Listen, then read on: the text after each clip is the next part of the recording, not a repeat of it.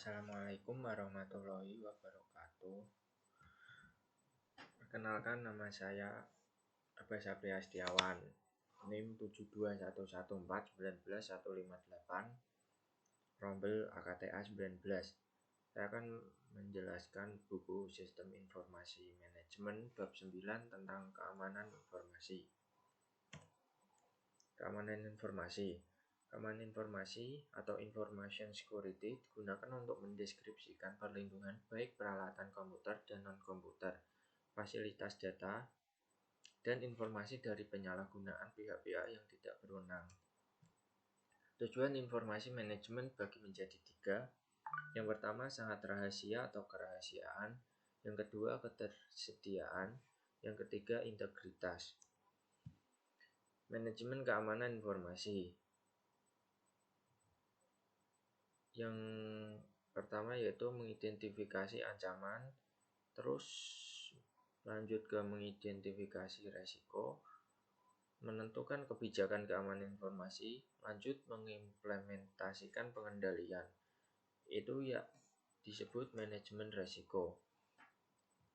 Kepatuhan terhadap tolak ukur. Tolak ukur, lanjut ke menentukan kebijakan keamanan informasi, lanjut mengimplementasikan informasi. Ancaman. Ancaman bagi menjadi 2, yaitu ancaman internal dan eksternal, dan tindakan kecelakaan dan disengaja. Jenis-jenis ancaman bagi menjadi 6. Yang pertama, malware. Kedua, virus. 3, worm. Yang keempat, Trojan horse. Yang kelima, adware. Yang keenam, spyware. Risiko. Risiko keamanan informasi atau information security risk didefinisikan sebagai potensi output yang tidak diharapkan dari pelanggaran keamanan informasi oleh ancaman-ancaman informasi. Jenis-jenis risiko bagi menjadi 4. Yang pertama, pengguna tidak terotorisasi. Kedua, pengungkapan informasi yang tidak terotorisasi dan pencurian. Yang ketiga, modifikasi yang tidak terotorisasi. Yang keempat, penghancuran yang tidak terotorisasi dan penolakan layanan. Praktik keamanan yang diwajibkan visa bagi menjadi 10. Yang pertama, memasang dan memelihara firewall. Yang kedua, memperbarui keamanan. Yang ketiga, melakukan enkripsi pada data yang tersimpan. Yang keempat, melakukan enkripsi pada data yang dikumpulkan. Yang kelima, mempergunakan dan memperbarui piranti lunak antivirus. Yang keenam, membatasi akses data kepada orang-orang yang ingin tahu. Yang ketujuh, memantau akses data dengan ID unik. Yang kedelapan, memberikan ID unik kepada orang-orang yang memiliki kemudahan mengakses data. Yang kesembilan, tidak mengirimkan kata sandi default yang disediakan oleh vendor. Yang kesepuluh, secara teratur menguji sistem keamanan. Manajemen risiko bagi menjadi 4. Yang pertama, identifikasi aset-aset bisnis yang harus dilindungi dari risiko. Kedua, menyadari risiko. Ketiga, menganalisis kelemahan perusahaan. Yang keempat, menentukan tingkatan dampak pada perusahaan tidak risiko benar-benar terjadi. Selanjutnya, informasi tiap risiko bagi menjadi 8. Pertama, deskripsi risiko. Kedua, sumber risiko. Ketiga, tingginya tingkat risiko. Keempat, pengendalian yang diterapkan pada risiko tersebut.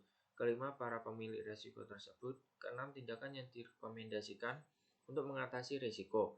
Ketujuh, jangka waktu yang direkomendasikan untuk mengatasi risiko. Kedelapan, apa yang telah dilaksanakan untuk mengatasi risiko tersebut. Kebijakan-kebijakan keamanan informasi bagi menjadi 5. Pertama, inisiasi proyek, penyusunan kebijakan, konsultasi dan persetujuan, kesadaran dan edukasi, dan terakhir penyebarluasan kebijakan. Tujuan pengembangan kebijakan terpisah. Sebagai berikut, keamanan sistem informasi, pengendalian akses sistem, keamanan personel, keamanan lingkungan dan fisik, keamanan komunikasi data, klarifikasi informasi, pelaksanaan kelangsungan usaha, dan akuntabilitas manajemen. Pengendalian yaitu mekanisme yang diterapkan baik untuk melindungi perusahaan dan risiko atau untuk meminimalkan dampak risiko tersebut pada perusahaan jika risiko tersebut terjadi. Jenis-jenis pengendalian. Pertama, pengendalian informasi. Kedua, pengendalian teknis. Ketiga, pengendalian formal. Rencana dibagi menjadi 3, yaitu rencana darurat, rencana catatan penting, dan rencana cadangan. Sekian presentasi dari saya. Apabila ada salah, mohon dimaafkan. Wassalamualaikum warahmatullahi wabarakatuh.